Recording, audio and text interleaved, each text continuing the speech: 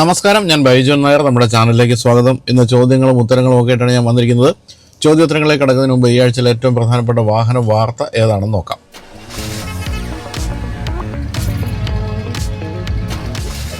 ലോകത്തിലെ ഏറ്റവും അധികം ആരാധകരുള്ള വാഹനങ്ങളിലൊന്നാണ്, അല്ലെങ്കിൽ SUV-കളിലൊന്നാണ് ടൊയോട്ട ലാൻഡ് ക്രൂയിസർ.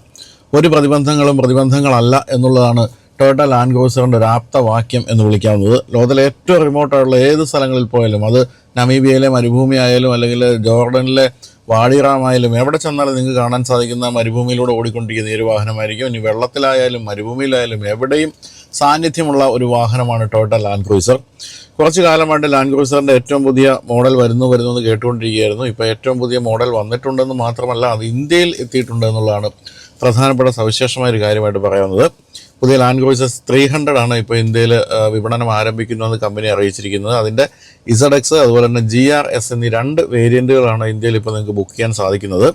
പൂർണ്ണമായും നിർമ്മിച്ചിറക്കുമതി ചെയ്യുന്നൊരു വാഹനമാണിത്. അതുകൊണ്ട് തന്നെ വില വളരെ കൂടുതലാണ്. വളരെ കൂടുതലെന്ന് പറഞ്ഞാൽ സാധാരണഗതിയിൽ നമ്മൾ ഇത്തരത്തിലുള്ള വാഹനങ്ങൾക്ക് പ്രതീക്ഷിക്കാവുന്ന 1.5 കോടി രൂപയാണെങ്കിൽ ഇത് അതിനൊക്കെ മുകളിലേക്ക് പോകുന്ന വിലയാണ് പ്രഖ്യാപിച്ചിരിക്കുന്നത്. കൃത്യമായിട്ട് പറയുകയാണെങ്കിൽ 2,31,00,000 രൂപയാണ് ZX എന്ന വേരിയൻ്റെ വിലയെങ്കിൽ 2,41,00,000 രൂപയാണ് ഏറ്റവും പുതിയ GRSൻ്റെ വില. അതിന് കാരണം ഇതാണ്, ഇത് പൂർണ്ണമായിട്ടും നിർമ്മിച്ചിറക്കുമതി ചെയ്യുന്നതുകൊണ്ട് അതിൻ്റെ എക്സൈസ് ഡ്യൂട്ടിയും അതുപോലെ തന്നെ ഇറക്കുമതി ഡ്യൂട്ടിയും അങ്ങനെയുള്ള പല കാര്യങ്ങളും വരുമ്പോഴാണ് ഇത്രയും വില വരുന്നത്.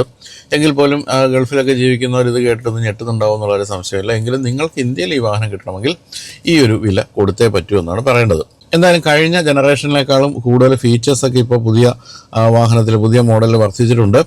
ഇന്ത്യയിൽ റേഞ്ച് റോവർ അതുപോലെ തന്നെ മെഴ്സിഡസ് ബെൻസിൻ്റെ G63 AMG എന്നിവ മാത്രമാണ് ഒരു പരിധി വരെയെങ്കിലും ലാൻഡ് ക്രൂയിസർ 300 ഒക്കെ ആയിട്ട് കോമ്പറ്റ് ചെയ്യുന്ന വാഹനം എന്ന് പറയാവുന്നത്. എങ്കിൽ പോലും സത്യത്തിൽ ഒരു വലിയ കോമ്പറ്റീഷൻ ഈ ഒരു വാഹനത്തിന് ഇന്ത്യയിൽ ഇല്ല എന്നുള്ളതാണ് സത്യം. ഇത്രയധികം ഓഫോർഡബിലിറ്റീസും ഇത്രയധികം ഫീച്ചേഴ്സും എല്ലാം കൂടെ ഒരുമിച്ച് വരുന്നൊരു വാഹനം മറ്റ് ഒരു വാഹനങ്ങളും കാണാനാവില്ല എന്നുള്ളൊരു സത്യമാണ്.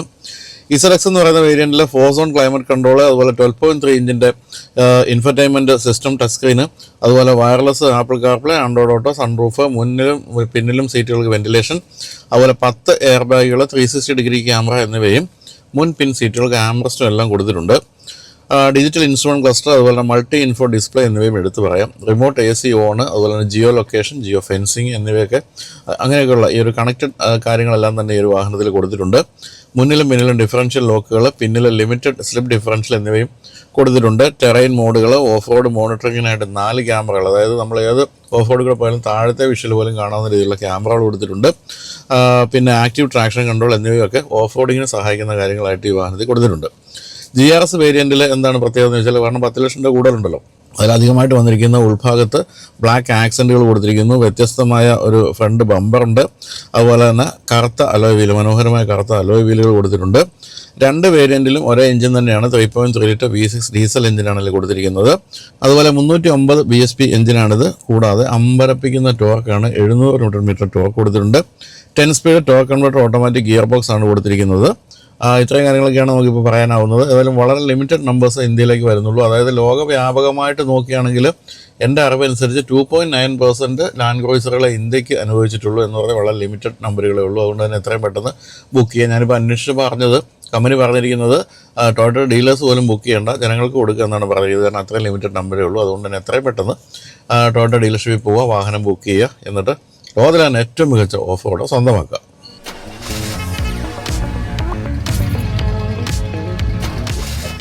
അപ്പോൾ നമുക്കിനി ഇന്നത്തെ ആദ്യത്തെ ചോദ്യത്തിലേക്ക് കിടക്കാം. അത് അയച്ചിരിക്കുന്നത് സന്ദീപ് സോമശേഖരനാണ്, തലപ്പാടിയിൽ നിന്നും. ഞാനിപ്പോൾ കിയ കാരൻസ് ആണ് ഉപയോഗിക്കുന്നത്.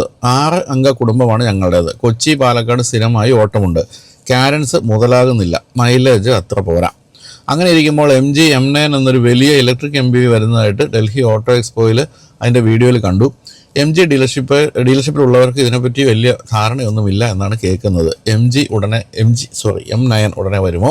വില എത്രയായിരിക്കും എന്നാണ് ചോദിച്ചിരിക്കുന്നത്. നമ്മളിപ്പോൾ അടുത്ത കാലത്ത് ഈ ഡൽഹി ഓട്ടോ എക്സ്പോ അല്ലെങ്കിൽ ഭാരത് മൊബിലിറ്റി ഷോയിൽ കണ്ട പ്രധാനപ്പെട്ട വാഹനങ്ങളൊന്നായിരുന്നു M9 എന്നറിയപ്പെടുന്ന ഈ ഒരു ഇപ്പോൾ സന്ദീപ് ചോദിച്ചിരിക്കുന്ന വാഹനം. ഇതിൻ്റെ ഒരു പ്രത്യേകത എന്ന് വെച്ചാൽ, ഇപ്പോൾ MG ഡീലർഷിപ്പുകൾ ഇഷ്ടംപോലെ നമ്മുടെ നാട്ടിലൊക്കെ ഉണ്ട്. പക്ഷേ MG സെലക്ട് എന്നുള്ള പേരിൽ ഒരു പുതിയ ഡീലർഷിപ്പ് ശൃംഖല തന്നെ വരികയാണ്. അതിപ്പോൾ MG ഇപ്പോഴത്തെ ഡീലർഷിപ്പ് ഉള്ളവർ തന്നെ ആയിരിക്കണമെന്നില്ല അത് എടുത്തിരിക്കുന്നത്. അത് സെപ്പറേറ്റ് ഒരു എൻറ്റിറ്റി ആയിട്ടാണ് കമ്പനി വിഭാവനം ചെയ്യുന്നതെന്ന് പറയാം. അതിലൂടെ വരാൻ പോകുന്നത് ഹൈ എൻഡ് ഇലക്ട്രിക് വാഹനങ്ങൾ, അതായത് വില കൂടിയ ഇലക്ട്രിക് വാഹനങ്ങൾ, പിന്നെ പ്ലഗ് ഇൻ ഹൈബ്രിഡുകൾ, കൂടാതെ സ്ട്രോങ് ഹൈബ്രിഡ് വാഹനങ്ങൾ, ഇതൊക്കെയാണ് ആ ഒരു ഡീലർഷിപ്പിലൂടെ വരാൻ പോകുന്നത്. അപ്പോൾ ഒരു പരിധിക്ക് അപ്പുറത്തേക്കുള്ള വിലയുള്ള വാഹനങ്ങളാണ്. ഇപ്പോൾ മാരുതിയുടെ കാര്യത്തിൽ എക്സ പോലെ എന്ന് വേണമെങ്കിൽ നമുക്ക് പറയാം. എന്തായാലും വളരെ ലിമിറ്റഡ് ആയിട്ടുള്ള സിറ്റീസിലാണ് ആദ്യമായിട്ട് സെലക്ട് വരാൻ പോകുന്നത്. അതിലൊന്ന് കൊച്ചിയാണ്. അതുകൊണ്ട് കൊച്ചിയിൽ ഇപ്പോൾ തന്നെ സെലക്ട് എന്ന് പറയുന്ന ഡീലർഷിപ്പ് വരാൻ പോകുന്നുണ്ട്. അതിലൂടെ ആദ്യമായിട്ട് വിൽക്കാൻ പോകുന്ന മോഡൽ എന്ന് പറയുന്നത് റോഡ്സ്റ്റർ എന്ന MG റോഡ്സ്റ്റർ എന്ന് പറയുന്ന 2 സീറ്റർ കൺവേർട്ടബിൾ സ്പോർട്സ് കാറാണ്, ഇലക്ട്രിക് സ്പോർട്സ് കാറാണ്. ഇതെല്ലാം നമ്മുടെ ആ ഒരു ഡൽഹി ഓട്ടോ എക്സ്പോ വീഡിയോ നമ്മൾ കൊടുത്തിട്ടുണ്ട്, കാണിച്ചിട്ടുണ്ട്. ഈ M9 ഉൾപ്പെടെയുള്ള ആ മോഡലുകളെല്ലാം എല്ലാം തന്നെ. അപ്പോൾ ഈ ഒരു റോഡ്സ്റ്റർ വന്നു കഴിഞ്ഞാൽ അതിന് തൊട്ട് പിന്നാലെ വരാൻ പോകുന്ന M9 എന്ന് പറയുന്ന ഈ ഒരു ഇലക്ട്രിക് ഇലക്ട്രിക് MPV ആണ് എന്നാണ് അറിയാൻ കഴിയുന്നത്. MPVകളിൽ പൊതുവെ ഇലക്ട്രിക് അങ്ങനെ പതിവില്ലല്ലോ, ഉണ്ട്, പക്ഷേ അത് BYDയുടെ ഒക്കെ ചെറിയ മോഡലുകളാണ്. ഇത് വളരെ വലിയൊരു മോഡലാണ് ഈ ഒരു M9 എന്ന് പറയുന്നത്. ഉദാഹരണം നമ്മൾ കമ്പയർ ചെയ്യാൻ പറ്റുന്നത് ടൊയോട്ട വെൽഫെയർ അല്ലെങ്കിൽ കിയയുടെ കാർണിവൽ തുടങ്ങിയ വാഹനങ്ങളോട് കമ്പയർ ചെയ്യാൻ പറ്റുന്ന അത്രയും വലിയൊരു ഇലക്ട്രിക് MPV ആണ് ഈ ഒരു M9 എന്ന് പറയുന്നത്. ചെറുതായിട്ടൊന്ന് കമ്പയർ ചെയ്ത് നോക്കുകയാണെങ്കിൽ ടൊയോട്ട വെൽഫെയറുമായിട്ട് കമ്പയർ ചെയ്താൽ 190 മില്ലിമീറ്റർ നീളവും 200 മില്ലിമീറ്റർ വീൽ ബേസും കൂടുതലുണ്ട് M9. അപ്പോൾ എത്രത്തോളം വലുതാണെന്ന് ആലോചിക്കുക. വെൽഫെയറിന് വളരെ വലിയൊരു വാഹനമാണല്ലോ. ടയർ സൈസ് ഉൾപ്പെടെ എല്ലാ ഡയമെൻഷൻസും കൂടുതലാണ് M9-ന്. 245 BHP പവർ തരുന്ന ഇലക്ട്രിക് മോട്ടറും 90 കിലോ വാട്ടിൻ്റെ ബാറ്ററി പാക്കുമാണ് ഈ വാഹനത്തിൽ ഉണ്ടാവുക. 430 ആണ് റേഞ്ച് എന്ന് പറഞ്ഞാൽ ഒട്ടും മോശമല്ല. 7-8 പേർക്ക് കയറാവുന്ന ഒരു വാഹനത്തിന് 430 കിലോമീറ്റർ റേഞ്ച് എന്ന് പറയുമ്പോൾ തീർച്ചയായിട്ടും വളരെ പ്രാക്ടിക്കലായിട്ടുള്ള ഒരു വാഹനമാണ്.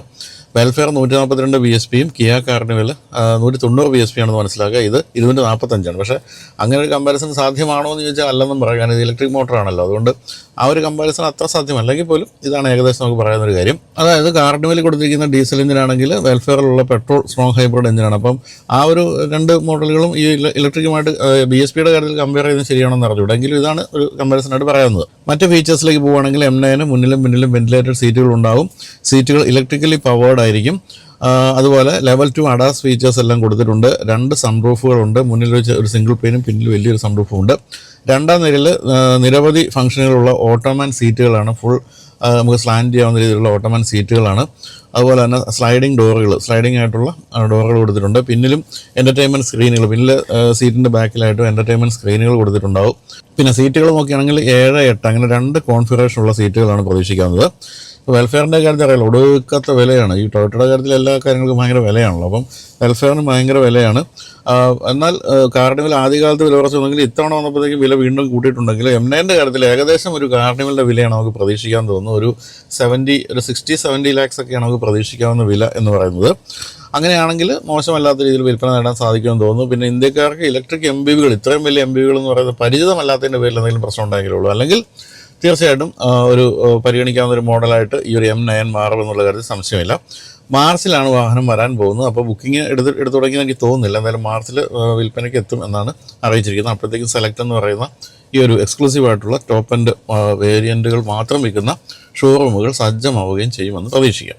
അടുത്ത ചോദ്യം വെച്ചിരിക്കുന്നത് മുഹമ്മദ് ഹനീഫാണ്, മെക്സിക്കോയിൽ നിന്നാണ്. കേട്ടോ, മെക്സിക്കോയിൽ പോലും എനിക്ക് പിടിയുണ്ടെന്ന് മനസ്സിലായില്ലേ.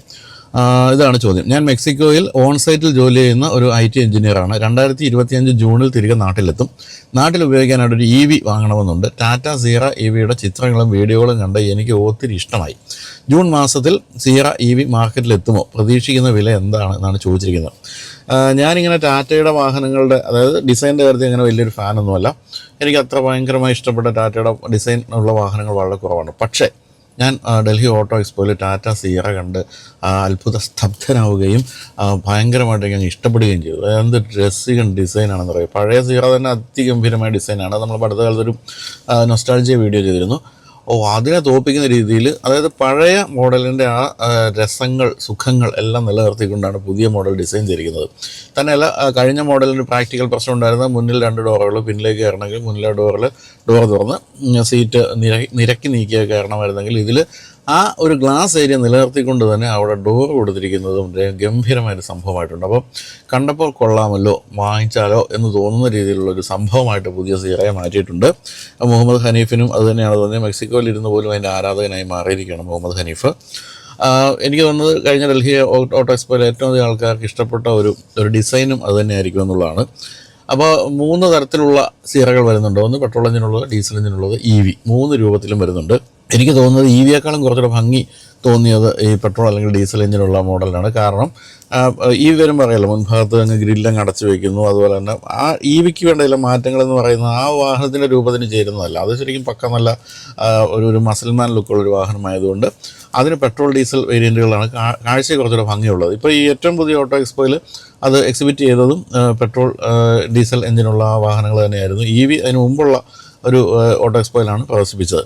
എന്തായാലും വലിയ താമസമില്ലാതെ വരുമെന്നാണ് കേൾക്കുന്നത്. എന്ന് വെച്ചാൽ ഇപ്പോൾ ഉടനെ ഈ ജൂണിലൊന്നും എത്തുകയില്ല. ഈ വർഷം തന്നെ, ഈ വർഷം അവസാനത്തിന് മുമ്പ് ഈ വാഹനം വിപണിയിൽ എത്തുമെന്നാണ് അറിയുന്നത്. അല്ലാതെ വളരെ പെട്ടെന്ന് 2-3 മാസത്തിനുള്ളിൽ എത്തില്ല. ഇപ്പോൾ തന്നെ അതിൻ്റെ പെട്രോൾ അല്ലെങ്കിൽ ഡീസൽ ഏതാണെന്ന് അറിഞ്ഞുകൂടാ ആ ഒരു വേരിയൻറ്റിൻ്റെ ടെസ്റ്റ് ഡ്രൈവ് ഇന്ത്യയിലുടനീളം മ്യൂളായിട്ട്, അതായത് മൂടി പൊതിഞ്ഞ രീതിയിൽ നടക്കുന്നുണ്ട്. അപ്പം ടെസ്റ്റിംഗ് തുടങ്ങിക്കഴിഞ്ഞു. വലിയ താമസമില്ലാതെ വരുമെങ്കിലും ഈ വർഷം അവസാനത്തേക്കാണ് നമുക്ക് പ്രതീക്ഷിക്കുന്നത്. അപ്പോൾ ഞാൻ ഈ പറഞ്ഞ ഐസ് അല്ലെങ്കിൽ ഇ വി മോഡലുകൾ നമ്മൾ പ്രധാനപ്പെട്ട വ്യത്യാസം ബമ്പറിലും അതുപോലെ തന്നെ ഈ മുന്നിലെ ഗ്രില്ലിൽ അടച്ചു വെച്ചതൊക്കെ ആയിരിക്കാം. അതാണ് പ്രധാന വ്യത്യാസമായിട്ട് പറയുന്നത്. നിങ്ങളിപ്പോൾ അതിൻ്റെ വിഷ്വൽ കണ്ടുകൊണ്ടിരിക്കുന്നുണ്ടാവും. എന്തായാലും 3 സ്ക്രീനുകൾ ഉൾഭാഗത്തുണ്ടാകുമെന്നാണ് അറിയുന്നത്. 4 സ്പോക്ക് സ്റ്റിയറിംഗ് വീൽ ഉൾപ്പെടെ ടാറ്റയുടെ മറ്റ് മോഡലുകളിൽ കാണുന്ന പല കാര്യങ്ങളും കോസ്റ്റ് കട്ടിങ്ങിൻ്റെ ഭാഗമായിട്ട് സീറോയിലേക്ക് വന്നേക്കുമെന്നാണ് അറിയുന്നത്. അതായത് ഉൾഭാഗത്തിന് ഏതെങ്കിലുമൊക്കെ മറ്റ് മോഡലുകളുമായിട്ട് സാമ്യം ഉണ്ടാകാനുള്ള സാധ്യതയുണ്ട്. പിന്നെ എൻജിൻ സ്പെക്കുകളൊന്നും പുറത്തു വിട്ടിട്ടില്ല. എങ്കിലും 1.5 ലിറ്റർ പെട്രോൾ ഡീസൽ രണ്ടും 1.5 ലിറ്റർ ആയിരിക്കും എന്നാണ് പ്രതീക്ഷിക്കുന്നത്. പെട്രോൾ എഞ്ചിൻ 170 BHP ആകാനാണ് സാധ്യത. കർവിലെ ഡീസൽ എഞ്ചിനുമാണ് നമ്മൾ ഇതിനകത്ത് പ്രതീക്ഷിക്കുന്നത്. എന്തായാലും വിപണിയിൽ എത്തിക്കഴിയുമ്പോൾ ഏറ്റവും പ്രധാനപ്പെട്ട എതിരാളികൾ എന്ന് പറയുന്നത് കുറേ എണ്ണം ഉണ്ടല്ലോ. അതായത് ഹ്യുണ്ടായി ക്രെറ്റ ഉണ്ട്, കിയ സെൽറ്റോസ് ഉണ്ട്, അങ്ങനെയുള്ള കുറേ വാഹനങ്ങളുമായിട്ടായിരിക്കും. അതായത് ഹോണ്ട എലിവേറ്റ്, അങ്ങനെ അത്തരം വാഹനങ്ങളുമായിട്ടായിരിക്കും പ്രധാനമായിട്ട് മത്സരിക്കാൻ പോവുക. അതുകൊണ്ട് തന്നെ വിലയും ഇവയുമായിട്ട് കോമ്പീറ്റ് ചെയ്യുന്ന വില പ്രതീക്ഷിക്കാം. എന്തായാലും 3ഉം ഡീസൽ, പെട്രോൾ അതുപോലെ ഇ വി, ഇത് 3 രൂപത്തിലും വരുന്നു എന്നുള്ളതായിരിക്കും കർവിലല്ല എന്തായാലും സീറയുടെ പ്രത്യേകതയായിട്ട് പറയാവുന്നത്. സീറ എന്ന് പറയുന്നത് പണ്ട് നമ്മൾ സ്നേഹിച്ചിരുന്ന, നമുക്ക് എക്സൈറ്റിംഗ് ആയിട്ടുള്ളൊരു മോഡലായിട്ട് തോന്നിയിരുന്ന ആ മോഡലിൻ്റെ ഗുണഗണങ്ങൾ എല്ലാം നിലനിർത്തിക്കൊണ്ട് വരുന്ന സീറ തീർച്ചയായിട്ടും വളരെ മികച്ച ഒരു മോഡലാകാനുള്ള സാധ്യതയുണ്ട്. അപ്പോൾ മുഹമ്മദ് ഹനീഫ് ജൂണിൽ നാട്ടിലെത്തി കഴിഞ്ഞാൽ ഒന്ന് വെയിറ്റ് ചെയ്യുക. 3-4 മാസത്തിനുള്ളിൽ എന്തായാലും സീറ വാങ്ങിക്കാൻ സാധിക്കും. അടുത്ത ചോദ്യം അയച്ചിരിക്കുന്നത് സംവിത്ത് രാജശേഖരനാണ്, കോന്നിയിൽ നിന്നും. ടൊയോട്ട ഇന്നോവയുടെ ഇ വി വരുന്നതായി വാർത്ത കണ്ടു. അത് ഇൻ്റർനാഷണൽ മാർക്കറ്റിൽ മാത്രമേ ഒതുങ്ങുമോ അതോ ഇന്ത്യയിലും എത്തുമെന്നാണ് ചോദിച്ചിരിക്കുന്നത്. ടൊയോട്ടയുടെ കാര്യത്തിൽ ഒന്നും പറയാൻ പറ്റില്ല കേട്ടോ. ടൊയോട്ട എന്ന് പറയുന്നത് ഞാൻ മുമ്പും പറഞ്ഞിട്ടുണ്ട്. നമ്മൾ ഈ ടൊയോട്ട RAV4 ഇന്ത്യയിലേക്ക് വരുന്നു എന്ന് കേട്ടിട്ട് ഞാൻ ആ കാലത്ത് ഇന്തോനേഷ്യയിൽ പോയിട്ട് അതിൻ്റെ ടെസ്റ്റ് ഡ്രൈവ് ചെയ്ത് കൊടുത്താണ്. അത് ഒത്തിരി വർഷം മുമ്പ്. അതിനുശേഷം ടൊയോട്ടയുടെ ഏതോ ഒരു മോഡൽ വരുന്നെന്ന് കേട്ടിട്ട് റേസാന്ന് തോന്നുന്നു. ഞാനത് ദുബായി പോയി അന്ന് ടെസ്റ്റ് ഡ്രൈവ് ചെയ്തു. ഒരു കാര്യം ഉണ്ടായില്ല, ഒന്നും വന്നില്ല. അപ്പോൾ അതുകൊണ്ട് തന്നെ ടൊയോട്ട എന്ന് പറഞ്ഞാൽ ഏറ്റവും ടൈറ്റ് ലിപ്ഡ് ആയിട്ടുള്ള ഒരു കമ്പനിയാണ്. ഒരു കാര്യം അങ്ങനെ പുറത്ത് പറയുന്ന ഒരു കമ്പനിയല്ല. തന്നെയല്ല, വളരെ സ്ലോ ആണെന്നാണ് എനിക്ക് തോന്നിയിരിക്കുന്നത് പല കാര്യങ്ങളിലും. പക്ഷേ വരുമ്പോൾ ഗംഭീരമായ മോഡലെ കൊണ്ടുവരുമെങ്കിലും വളരെ സ്ലോ ആയിട്ടാണ് ഒരു കാര്യത്തിലേക്ക് എത്തുക. ഇപ്പോൾ ഈ ഇന്നോവ ഇ വിയുടെ കാര്യം പറയുന്നത്, ഇന്നോവ ഇ വി കഴിഞ്ഞ വർഷത്തെ ജക്കാർത്തയിൽ നടന്ന ഇന്തോനേഷ്യൻ ഇൻ്റർനാഷണൽ ഓട്ടോ ഷോയിൽ പ്രദർശിപ്പിച്ചതാണ്. അപ്പോൾ എല്ലാവരും പറഞ്ഞു ഇപ്പോൾ വരുമെന്ന്. ഇപ്പോൾ പുതിയ ഇൻ്റർനാഷണൽ ഓട്ടോ ഷോ ജക്കാർത്ത നടന്നപ്പോൾ അതിലും കൊണ്ടുവന്നു, വീണ്ടും പ്രദർശിപ്പിച്ചതല്ല, സാധനം വന്നില്ല. ഇപ്പോൾ ഇത്തവണ വന്നപ്പോൾ ചെറിയ ചില മാറ്റങ്ങൾ വരുത്തിയിട്ടുണ്ട്. കഴിഞ്ഞ തവണ വന്ന മോഡലിൽ നിന്ന് കുറച്ച് മാറ്റങ്ങളോട് കൂടിയാണ് ഏറ്റവും പുതിയ മോഡൽ അവർ എക്സിബിറ്റ് ചെയ്തത്. അപ്പോൾ എന്നത്തേക്കാണ് ഇത് വിപണിയിൽ എത്തുക എന്ന് ചോദിച്ചപ്പോൾ ഒന്നും മിണ്ടില്ല. പതിവ് പോലെ ടൊയോട്ട ഉരിയാടാതെ ഇരിക്കുകയാണിപ്പോൾ. എന്തായാലും വരാനുള്ള സാധ്യതയുണ്ട്. കാരണം വെച്ചാൽ ഇന്നോവ എന്ന് പറയുന്ന ലോകത്തിലെ തന്നെ ഏറ്റവും മികച്ച വാഹനങ്ങളൊന്നായിട്ട് കരുതപ്പെടുന്ന വാഹനത്തിന് ഒരു പ്രധാനപ്പെട്ട പ്രശ്നം എന്ന് പറയുന്നത്, അതാരും ഒരു പ്രശ്നമായിട്ട് കാണുന്നില്ലെങ്കിൽ പോലും മൈലേജ് വളരെ കുറവാണെന്നുള്ളതാണ്. ഇപ്പോൾ ഡീസലാണെങ്കിൽ പോലും മൈലേജ് വളരെ കുറവാണ്. പക്ഷേ അതിൻ്റെ മറ്റു തരത്തിലുള്ള കംഫർട്ടും എല്ലാ കാര്യങ്ങളും, സർവീസ് കോസ്റ്റ് വളരെ കുറഞ്ഞ സർവീസ് കോസ്റ്റ്, അത്തരം കാര്യങ്ങളൊക്കെ ഉള്ളതുകൊണ്ടാണ് നമ്മളങ്ങ് സഹിക്കുന്നത്. പക്ഷേ അതിന് നല്ലൊരു റേഞ്ചുള്ള ഒരു ഇലക്ട്രിക് മോട്ടോറോടെ വന്നു കഴിഞ്ഞാൽ എന്തായിരിക്കും അവസ്ഥ? അത് തീർച്ചയായിട്ടും സ്വാഗതാർഹമായിരിക്കും. അപ്പോൾ വരുന്നെങ്കിൽ വളരെ നല്ല കാര്യമെന്നാണ് പറയേണ്ടത്. എന്തായാലും ഇപ്പോൾ അതിൻ്റെ വിഷ്വലുകളൊക്കെ നമ്മൾ കാണുന്നുണ്ടാവും. ഇൻ്റർനാഷണൽ ഓട്ടോ ഷോയിൽ പ്രദർശിപ്പിച്ചപ്പോൾ എടുത്ത ചിത്രങ്ങളും മറ്റുമാണ്. അപ്പോൾ ഇപ്പം കഴിഞ്ഞ വർഷം കാണിച്ചതിൽ നിന്ന് വ്യത്യസ്തമായിട്ട് ഇപ്പോൾ വന്നിരിക്കുന്നതിൽ പുതിയ LED ലൈറ്റുകൾ വന്നിട്ടുണ്ട്, പുതിയ അലോയ് വീലുകളൊക്കെ വന്നിട്ടുണ്ട്. ഇതെല്ലാം പുതിയ മോഡലിലേക്ക് മാറ്റം വരുത്തിയിട്ടുണ്ട്. എന്ന് പറഞ്ഞാൽ അത് ഞാൻ നവീകരിച്ചുകൊണ്ടിരിക്കുകയാണ്. ഏതാണ്ട് ഒരു പ്രൊഡക്ഷൻ മോഡലിലേക്ക് എത്തുന്നതിന് മുമ്പുള്ള കാര്യങ്ങളായിട്ടാണ് നമുക്കത് കണക്കാക്കാവുന്നത്. മറ്റു കാര്യങ്ങൾ നോക്കുകയാണെങ്കിൽ ഡീസൽ ഇന്നോവയിൽ നിന്ന് വ്യത്യസ്തമായിട്ട് ഗ്രില്ലൊക്കെ അടച്ചു വെച്ച്, ഇ വി ആണല്ലോ, ഗ്രില്ല് അടച്ചു വെച്ചിട്ടുണ്ട്. അതുപോലെ ഹെഡ്ലൈറ്റുകൾക്കിടയിൽ നല്ലൊരു നീണ്ട LED സ്ട്രിപ്പ്, അതും ഈ ഇ വിയുള്ളൊരു പ്രത്യേകത, അത് വന്നിട്ടുണ്ട്. പിന്നെ പിന്നിൽ നീല നിറത്തിലാണ് ഇന്നോവ ഇ വി എന്ന് എഴുതിയിരിക്കുന്നത്. വശക്കാഴ്ച നോക്കുകയാണെങ്കിൽ നീലയും ചാര നിറവും കലർന്ന ഗ്രാഫിക്സ് നെടുനീളത്തിൽ കൊടുത്തിട്ടുണ്ട്. പിന്നിലും LED ലൈറ്റിൻ്റെ സ്ട്രിപ്പ് കൊടുത്തിട്ടുണ്ട്. ഇൻറ്റീരിയറിൽ വലിയ മാറ്റമൊന്നുമില്ല, ക്രിസ്റ്റയുടെ ഇൻറ്റീരിയർ പോലെ തന്നെയൊക്കെയാണ്. പിന്നെ ഫ്ലോർ വളരെ ഫ്ലാറ്റ് ആയിട്ടുണ്ട്. കാരണം ഡീസൽ പെട്രോൾ എഞ്ചിനുകളൊക്കെ ആകുമ്പോൾ ഉണ്ടാകാവുന്ന ട്രാൻസ്മിഷൻ ടണലോ സാധനങ്ങളൊന്നും ഇല്ലാത്തതുകൊണ്ട് ബാറ്ററി വിരിച്ചിരിക്കുന്നതുകൊണ്ടും വളരെ ഫ്ലാറ്റ് ആയിട്ടുള്ള ഫ്ലോറാണ് കൊടുത്തിരിക്കുന്നത്. ഗിയർ ലിവർ അപ്രത്യക്ഷമായിട്ടുണ്ട്, അതില്ലല്ലോ. പിന്നെ വലിയ ഇൻഫർടൈൻമെൻറ്റ് സ്ക്രീനുണ്ട്, ഡിജിറ്റൽ മീറ്റർ കൺസോളുണ്ട്, രണ്ടാം നിരയിലും ക്യാപ്റ്റൻ സീറ്റ് കൊടുത്തിട്ടുണ്ട്, വയർലെസ് ചാർജിങ് കൊടുത്തിട്ടുണ്ട്. അത്തരം കാര്യങ്ങളൊക്കെയാണ് പ്രധാനമായിട്ടും പറയുന്നത്. 59.3 കിലോ വാട്ടിൻ്റെ ബാറ്ററി പാക്കാണ് ഇന്നോവ ഇ വിയിലുള്ളത്. 179 BSP മോട്ടറാണ് കൊടുത്തിരിക്കുന്നത്. 700 ന്യൂട്ടൺ മീറ്ററാണ് മാക്സിമം ടോർക്ക്. റേഞ്ച് ടൊയോട്ട പുറത്ത് വിട്ടിട്ടില്ല, എങ്കിൽ പോലും നമുക്ക് പ്രതീക്ഷിക്കാവുന്നതും എന്തായാലും 400 കിലോമീറ്ററിന് മുകളിൽ റേഞ്ചാണ് പ്രതീക്ഷിക്കാവുന്നത്. അപ്പോൾ എന്നാണ് ഈ മോഡൽ പ്രൊഡക്ഷനിൽ എത്തുന്നതെന്നോ എന്നാണ് ഇന്ത്യയിൽ എത്തുന്നതെന്നോ ഒന്നും പറയാൻ പറ്റില്ല. എങ്കിൽ പോലും പൊതുവേ നമ്മൾ കണ്ടുവരുന്നത് ഇന്തോനേഷ്യയിൽ വിപണിയിൽ എത്തിക്കഴിഞ്ഞാൽ വലിയ താമസമില്ലാതെ ഇന്ത്യയിൽ എത്തുമെന്നുള്ളതാണ് ഈ ഒരു ടൊയോട്ടയുടെ കാര്യം കണ്ടിരിക്കുന്നത്. ഇപ്പോൾ ആദ്യമായിട്ട് ഇന്നോവ ക്രിസ്റ്റ ഞാൻ ടെസ്റ്റ് ഡ്രൈവ് ചെയ്യാൻ പോയത് ഇന്തോനേഷ്യയിലാണ്. കാരണം അവിടെയാണ് ആദ്യം വന്നത്. അതിനുശേഷം വലിയ താമസമില്ലാതെ ഇന്ത്യയിലേക്ക് എത്തി. അങ്ങനെ നോക്കുകയാണെങ്കിൽ എപ്പോഴാണ് ഇന്തോനേഷ്യയിൽ വിപണിയിൽ എത്തുന്നത് നോക്കിയിരിക്കാം. അത് കഴിഞ്ഞാൽ ഉടനെ ഇന്ത്യയിൽ എത്തുമെന്ന് പ്രതീക്ഷിക്കുകയും ചെയ്യാം. അപ്പോൾ ഇതൊക്കെയാണ് ഏറ്റവും പ്രധാനപ്പെട്ട മോഡലായ ഇന്നോവ ഇ വിയുടെ വിശേഷങ്ങൾ. ഇനിയിപ്പോൾ നമുക്ക് ഈ ആഴ്ചയിലെ വാഹന കൗതുക വാർത്ത ഏതാണെന്ന് നോക്കാം.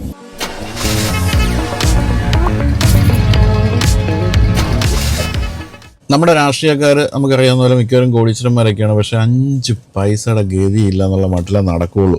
അതായത് തേഞ്ഞു തീർന്ന ചെരുപ്പ്, അതുപോലെ തന്നെ കീറിയ ഷർട്ട്, ഇതൊക്കെ ഇട്ടുകൊണ്ട് നടക്കും. 5 പൈസ ഗതിയില്ലേ, ജനസേവനം മാത്രമാണ് എൻ്റെ ലക്ഷ്യം എന്നുള്ള മട്ടിൽ കരഞ്ഞു പോവുകയേ നടക്കുകയുള്ളൂ.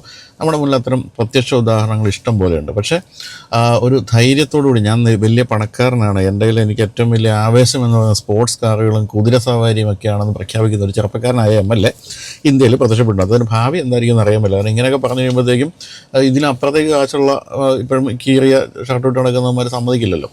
എന്തായാലും അദ്ദേഹത്തിൻ്റെ പേര് എന്താണെന്ന് വെച്ചാൽ മൈനമ്പള്ളി രോഹിത് എന്നാണ്. മൈനമ്പള്ളി രോഹിതിനെ പറ്റി നിങ്ങളൊന്ന് തിരിഞ്ഞാൽ കാണാം, അദ്ദേഹത്തിന് ആരാധകർ ഇഷ്ടം പോലെ ഉണ്ട്. വെറും 27 വയസ്സുള്ള MLA ആണ്.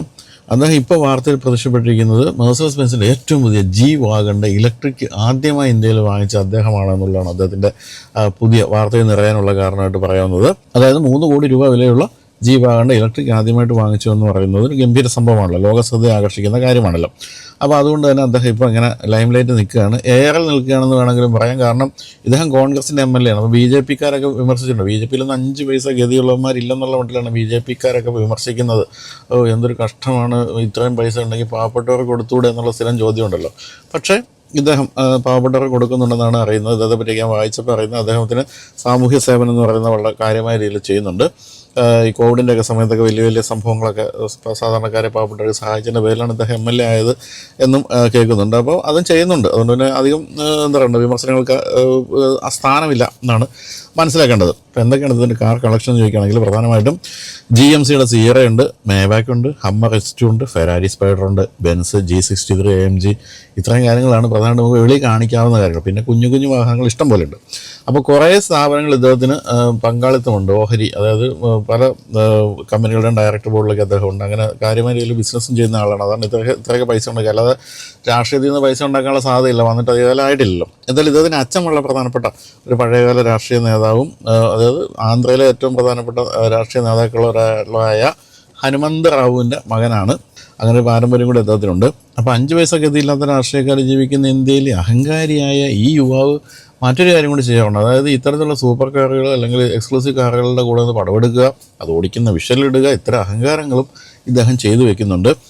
ഇതൊക്കെ പോട്ടെ, അതും പോട്ടെ, അതിന് മറ്റൊരു കാര്യമുള്ള കുതിരസവാരി എന്ന് പറഞ്ഞാൽ കുതിരയും വളരെ വില കൂടിയ സാധനമാണ്. നമ്മളിപ്പം വലിയ പണക്കാർ മാത്രം ചെയ്യുന്ന കാര്യമാണ് കുതിരസവാരി. അല്ലാതെ ഇപ്പം നമ്മളിപ്പോൾ ഊട്ടി ചെല്ലുമ്പോൾ നമ്മൾ 5 മിനിറ്റ് അതിൻ്റെ മുകളിൽ കയറി പോകുന്ന പോലെയല്ല പൈസ കൊടുത്തിട്ട്. പക്ഷേ ഏറ്റവും അധികം പരിപാലിക്കാൻ ചിലവും ഏറ്റവും അധികം വാങ്ങിക്കാൻ പൈസയൊക്കെ വേണ്ടിയിട്ട് സാധനം കുതിരയാണ്. അതുകൊണ്ട് ഇദ്ദേഹത്തിന് കളക്ഷൻ എന്ന് മാത്രമല്ല കുതിരസവാരിയുടെ പടങ്ങളും ഈ ഒരു അഹങ്കാരിയായ MLA പോസ്റ്റ് ചെയ്യാറുണ്ട്. എന്ന് പറയുമ്പോൾ എന്താണ് ഇയാളുടെ ഉദ്ദേശം എന്നുള്ളത് നമുക്ക് മനസ്സിലാകാത്തത്.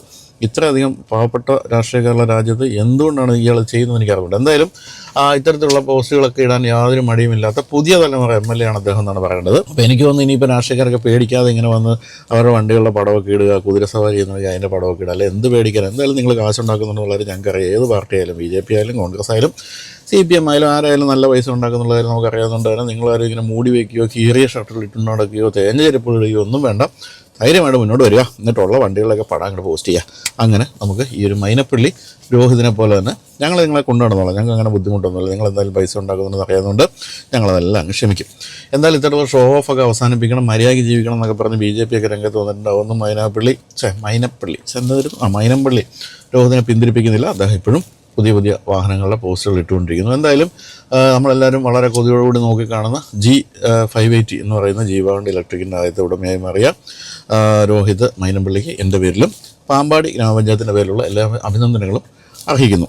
എന്തായാലും നമ്മളെല്ലാവരും വളരെ കൊതിയോടുകൂടി കാത്തിരുന്ന, അതായത് വരാൻ വേണ്ടി കാത്തിരുന്ന ബെൻസിൻ്റെ G580 എന്ന ജീവാഗണ്ട് ഇലക്ട്രിക് വാഹനം ആദ്യമായി ഇന്ത്യയിൽ സ്വന്തമാക്കിയ ശ്രീമാൻ മൈനപ്പള്ളി രോഹിതിന് എൻ്റെ പേരിലും പാമ്പാടി ഗ്രാമപഞ്ചായത്തിൻ്റെ പേരിലുമുള്ള എല്ലാവിധ ആശംസകളും നേരുകയാണ്. അത്രയും പറഞ്ഞുകൊണ്ട് നമുക്കിനി അടുത്ത ഘട്ടത്തിലേക്ക് കിടക്കാം. അതെന്താണെന്ന് ചോദിക്കുകയാണെങ്കിൽ, നമ്മുടെ പ്രിയപ്പെട്ട പോപ്പുലർ ഹുണ്ടായി, ഇന്ത്യയിലെ ഏറ്റവും വലിയ ഹ്യുണ്ടായി ഡീലർഷിപ്പായ പോപ്പുലർ ഹുണ്ടായി പുതിയ ഒരു ഡീലർഷിപ്പ് കൂടി തുടങ്ങിയിരിക്കുകയാണ്. കുന്നംകുളംകാർക്ക് വേണ്ടിയാണ് അത് വന്നിരിക്കുന്നത്. കുന്നംകുളത്ത് 3S ഫെസിലിറ്റി, അതായത് സർവീസ്, സ്പെയർസ്, സെയിൽസ്, ഇത് മൂന്നും ഉൾപ്പെടുന്ന വമ്പൻ ഒരു സെറ്റപ്പാണ് കുന്നംകുളത്ത് വന്നിരിക്കുന്നത്. അവിടെ വേണമെങ്കിൽ നിങ്ങൾ നിങ്ങളുടെ പഴയ വാഹനങ്ങൾ കൊണ്ട് എക്സ്ചേഞ്ച് നേടാം. അതുപോലെ തന്നെ കാർ ലോൺ ഫെസിലിറ്റി, അത്ര എല്ലാ കാര്യങ്ങളും അവിടെ ഉണ്ട്. അതായത് ഒരു 1 സ്റ്റോപ്പ് ഷോപ്പ് ഫോർ എവറിത്തിങ് എന്നൊക്കെ പറയുന്ന രീതിയിലാണ് ഒരു വമ്പൻ ഷോറൂം അവിടെ വന്നിരിക്കുന്നത്. കുന്നംകുളത്ത് മാത്രമല്ല, കേരളത്തിലുടനീളം നോക്കുകയാണെങ്കിൽ 36 സർവീസ് സെൻറ്റേഴ്സും 36 സെയിൽസ് സെൻറ്റേഴ്സും ഒക്കെ ഉണ്ട് പോപ്പുലർ ഹുണ്ടായിക്ക്. അപ്പോൾ ഇന്ത്യയിലെ ഏറ്റവും വലിയ ഹ്യുണ്ടായി ഡീലർഷിപ്പാണ് പോപ്പുലർ ഹുണ്ടായി. നിങ്ങൾക്ക് ഏതെങ്കിലും ഹ്യുണ്ടായി വാഹനം ഓടിച്ചു നോക്കണമെങ്കിൽ, അത് കുന്നംകുളത്തുകാർക്ക് മാത്രമല്ല കേരളത്തിൽ ആർക്കും ഒരു ഹ്യുണ്ടായി വാഹനം ഓടിച്ചു നോക്കണമെങ്കിൽ ഞാൻ ഈ കൊടുത്തിരിക്കുന്ന നമ്പറിൽ വിളിച്ചാൽ മതി. നിങ്ങളുടെ വീട്ടുമുറ്റത്ത് വാഹനം എത്തിച്ചേരും. ഓടിച്ചു നോക്കുക, ഇഷ്ടപ്പെട്ടിട്ട് ബുക്ക് ചെയ്യുകയാണെങ്കിൽ പറയുക. ബൈജു നായരുടെ യൂട്യൂബ് ചാനൽ കണ്ടിട്ടാണ് ഞാൻ ബുക്ക് ചെയ്യുന്നതെന്ന് പറയുകയാണെങ്കിൽ നിങ്ങളെ കാത്തിരിക്കുന്ന സർപ്രൈസ് ഗിഫ്റ്റുകളും ലഭ്യമായ ഡിസ്കൗണ്ടുകളും എല്ലാം ആയിരിക്കും. ഇപ്പോൾ നിങ്ങൾക്ക് അറിയില്ല, ഏറ്റവും പുതിയ ക്രെറ്റ EV വന്നിട്ടൊന്ന് ഓടിച്ച് നോക്കുക, തീർച്ചയായിട്ടും ഇഷ്ടപ്പെടും. നല്ല റേഞ്ചുള്ള ഒരു വാഹനമാണ്, നല്ല ഇൻറ്റീരിയർ, നല്ല ബിൽഡ് ക്വാളിറ്റിയും ഉണ്ട്. അപ്പോൾ ക്രെറ്റ EV ബുക്ക് ചെയ്യാവുന്ന ഒരു സമയമാണ് ഇപ്പോൾ വന്നിരിക്കുന്നത്. അതിൻ്റെ എന്തെങ്കിലും ഓഫേഴ്സ് ഉണ്ടോ എന്ന് എനിക്ക് അറിഞ്ഞൂടെ. എന്തായാലും ഈ നമ്പറിൽ വിളിച്ചു ചോദിച്ചാൽ എല്ലാ ഡീറ്റെയിൽസും നിങ്ങൾക്ക് കിട്ടും. കൂടാതെ എക്സ്ട്രാ പോലുള്ള ഹ്യുണ്ടായുടെ ഏറ്റവും പ്രധാനപ്പെട്ട ബ്രാൻഡുകൾക്കും ഒക്കെ ധാരാളം ഡിസ്കൗണ്ടുകളും മറ്റുള്ള ഒരു മാസമാണ് വന്നിരിക്കുന്നത്. അതുകൊണ്ട് തന്നെ അത്തരം കാര്യങ്ങൾക്കെല്ലാമായിട്ട് ഈ നമ്പറിൽ വിളിക്കാം. ഇനി എങ്ങനെയൊക്കെയാണ് ഈ ചോദ്യോത്തര വീഡിയോയിലേക്ക് ചോദ്യങ്ങൾ അയക്കേണ്ടതെന്ന് ചോദിച്ചാൽ 2-3 തരത്തിൽ അയക്കാം. ഒന്ന്, baijuannair@gmail.com എന്ന ഇമെയിലിലേക്ക് അയക്കാം. baijuannair ഒഫീഷ്യൽ എന്ന ഫേസ്ബുക്ക് പേജിലേക്ക് അയക്കാം. baijuannair എന്ന ഇൻസ്റ്റാഗ്രാം പേജിലേക്ക് അയക്കാം. കൂടാതെ ഈ ചോദ്യോത്തര വീഡിയോയുടെ താഴെ കമൻറ്റുകളായിട്ട് നിങ്ങൾക്ക് ചോദ്യങ്ങൾ അയക്കാം. തിരഞ്ഞെടുത്ത ചോദ്യങ്ങൾക്ക് ഉത്തരം തരുന്നതായിരിക്കും. അപ്പോൾ ഇതൊക്കെയാണ് ഈ ആഴ്ചയിലെ ചോദ്യോത്തരങ്ങൾ. അപ്പോൾ അടുത്ത ആഴ്ച മറ്റൊരു വീഡിയോ ആയിട്ട് കാണാം. വീഡിയോ ഉണ്ടാകുന്നതേ ബൈ.